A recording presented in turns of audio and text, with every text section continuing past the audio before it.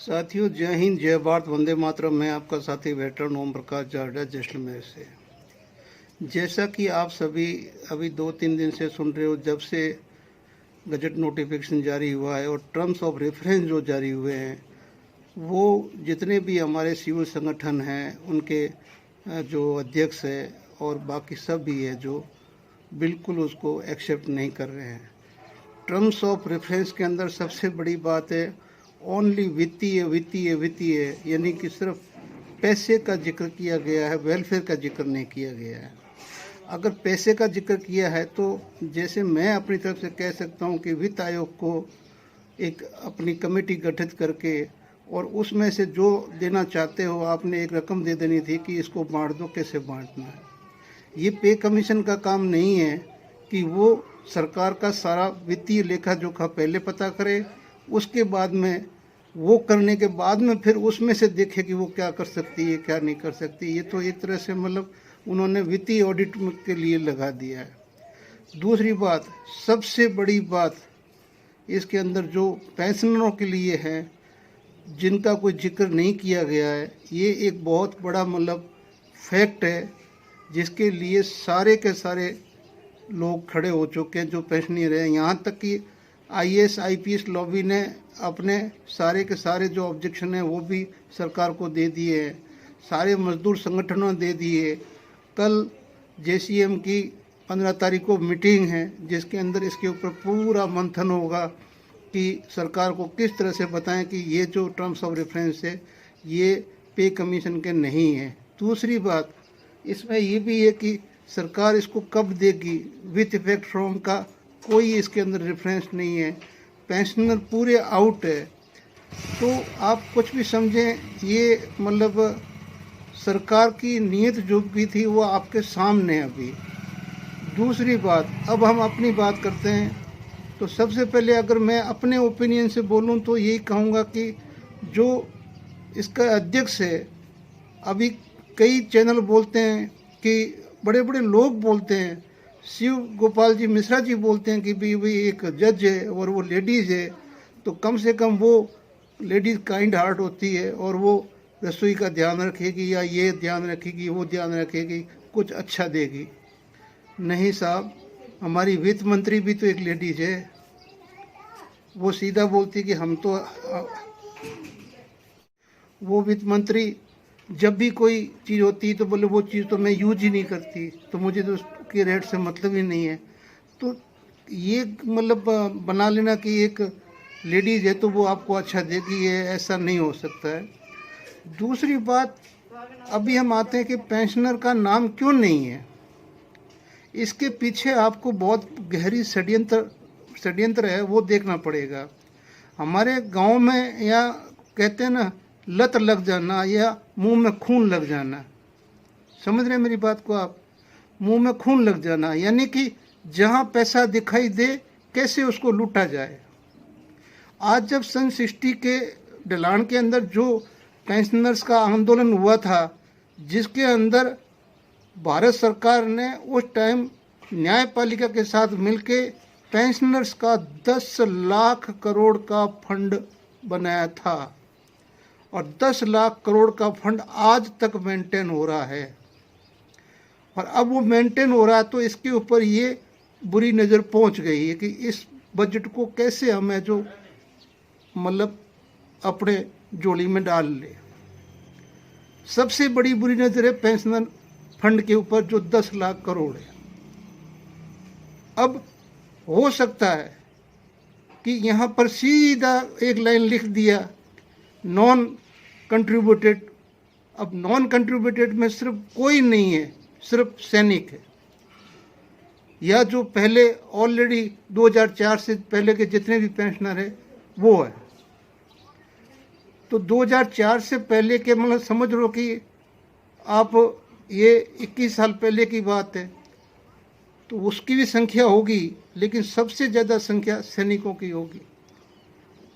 और कोई नहीं कह सकता है कि आज मतलब जो सैनिक है वो 24 घंटे की ड्यूटी करता है।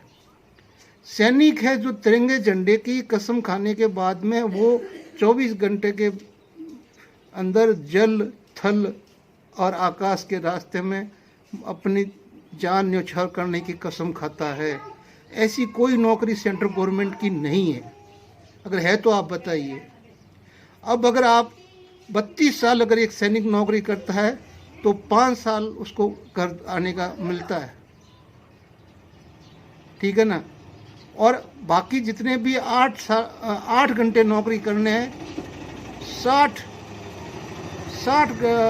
साल में वो पेंशन में आते हैं, 8 घंटे ड्यूटी करके, और 24 घंटे ड्यूटी करके 32 साल में आता है। और 15 साल वाला भी अगर 24 घंटे ड्यूटी करता है तो 45 साल हो जाते हैं उसके भी 8 घंटे के हिसाब से। 15 साल के एक दिन में 3 ड्यूटी करता है वो, क्योंकि वो जब कसम परेड हो जाती है तो वो सीधा ही सेना के हवाले हो जाता है। उसका खाना पीना, उठना बैठना, ड्यूटी फट्टी जो कुछ भी है वो सेना और देश के साथ में है। और कोई नौकरी है जो शहादत देती है? उसके बाद में ये आप लोग देख रहे हो कि जो सरकार संसद के अंदर ऑपरेशन सिंदूर में अपने 10 सैनिक शहीद हुए सैनिकों को नकार देती है कि हमारा कोई शहीद नहीं हुआ है, आप पेंशन की आशा कर रहे हो। ये जो पेंशन रेगुलेशन का जो अमेंडमेंट है भाइयों, इसके अंदर हमारा सभी का पेंशन दांव पे लग गया है। आप मान के चलो, 8वां पे कमीशन अगर जारी हो गया और सरकार के मन माफिक जारी हो गया तो आप लोग सोचिए कहीं के नहीं रहेंगे। लिख लीजिए, क्योंकि आज उनके पास में उन्होंने अधिकार ले लिया सुप्रीम कोर्ट से, ठीक है ना। उसने अधिकार ले लिया कानून बना के संसद से कि जो हम चाहेंगे वही करेंगे। और कल को वो बोल देंगे कि आपको OROP हम साल में 5 साल में एक बार दे तो रहे हैं, बाकी को 10 साल में एक बार मौका मिल रहा पे कमीशन में, और आपको 10 साल में 2 बार मौका मिल रहा है आपका पेमेंट बढ़ाने का। तो ये वो नहीं देखेंगे कि भाई ये हमारी ड्यूटी जो है, जो हम करके आए हैं, हम 72 घंटे की ड्यूटी करके आए, 24 घंटे की ड्यूटी करके आए, ये 8 घंटे वाले हैं। लेकिन ये आपके ऊपर सबसे बड़ी तलवार है कि जुलाई 24 तक आपका पेमेंट बराबर किया हुआ है। जुलाई 24 तक आपका पेमेंट, जो आपके सेना के जितने भी पहले के जो ऑन सर्विस है उसके बराबर आपको पेमेंट दे दिया। और अब आपको हम क्या दें?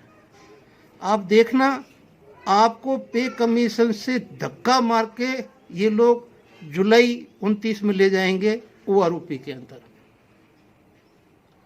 अगर आपको मेरी बात का विश्वास न हो, लाइट नहीं होने की वजह से मैं ये वीडियो, क्योंकि रात से लाइट नहीं है तो ये वीडियो मैं बना रहा हूँ वैसे ही धूप की रोशनी में।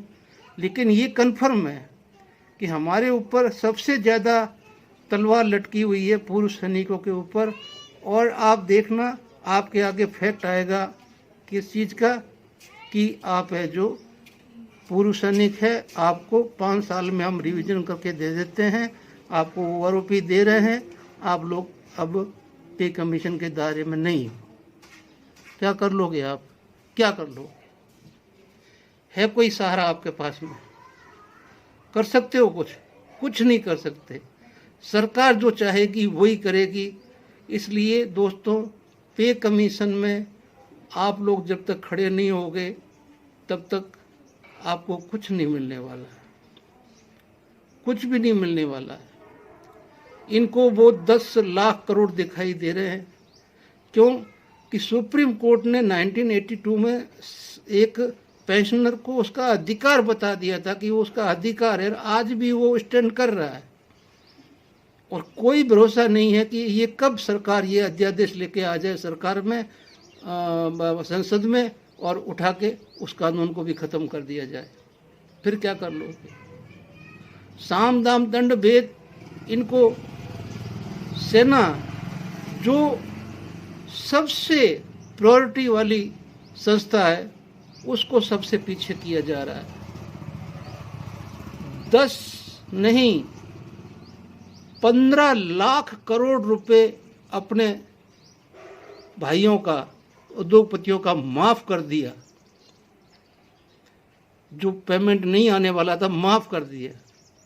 आप देखिए 35% जिनका लगता था, टैक्स लगता था, उन उद्योगपतियों को आज 15% टैक्स पे लेके आ गए।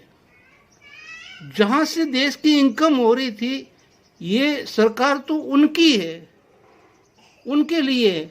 आप तो भूले भरोसे बैठे हुए राम नाम जपना, प्राय माल अपना वाली मंडली में बैठे हुए हो। आपको पता ही नहीं कि हम कहाँ बैठे हुए हैं। ठीक है ना? इसलिए मेरे वीडियो को आप अच्छा लगे या बुरा लगे, मुझे चाहे गाली दीजिए। पूर्व सैनिक के साथ में अन्याय होने वाला है, वो टर्म्स ऑफ डिफरेंस में भी दिख रहा है, साथ में जो कानून अमेंड किया उसमें भी दिख रहा है, और तीसरी तलवार ये OROP की, जिसके आड़ के अंदर आपको पीछे धकेला जा सकता है। याद रखना मेरी बात को जब ये आपके सामने आए। जय हिंद, जय भारत, वंदे मातरम।